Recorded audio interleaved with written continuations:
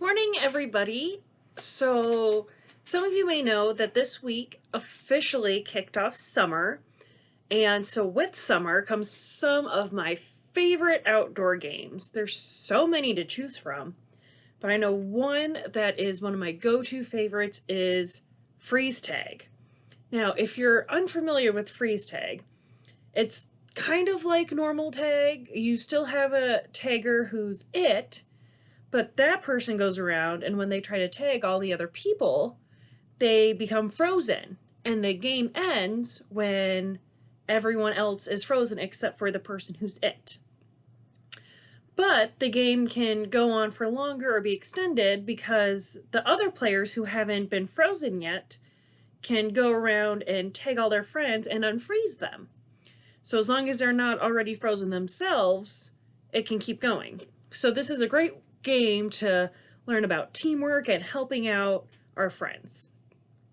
And this is actually really similar to what we're going to hear in the passage from Romans today. So Romans is a letter written by Paul. Paul is one of the apostles that we hear about a lot. So in this reading itself, the ones from Romans 6 gets used a lot to help explain baptism and why baptism is so important. So Paul reminds us that when we are baptized, we're baptized just like Jesus was. And then when that happens, we are claimed as children of God. We get to join God's family.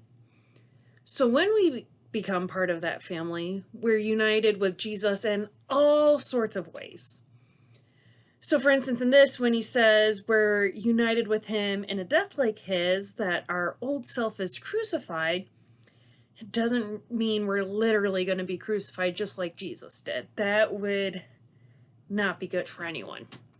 So what we do know is that Jesus died for us, that his crucifixion was a way of taking punishment for us so we don't have to. And the really cool thing about this reading is that we learn that we get to be part of the resurrection that Jesus has. Because of his resurrection, we are free from sin. It means sin can't keep us frozen. Does this mean that we are perfect and we're never going to sin again? No. But we know that when sin gets us, we have Jesus right there to get rid of it for us. It's kind of like playing freeze tag. Like, for instance, if sin is the person who's it, the one trying to freeze everyone, sin is just going around, tagging everyone, making them frozen. But Jesus is always right behind us, unfreezing us, tagging us so that we can be free. So this is important to remember this, that we are free because of Jesus. We have that freedom. We have the freedom to love our neighbors however we can. We have the freedom to love God however we can.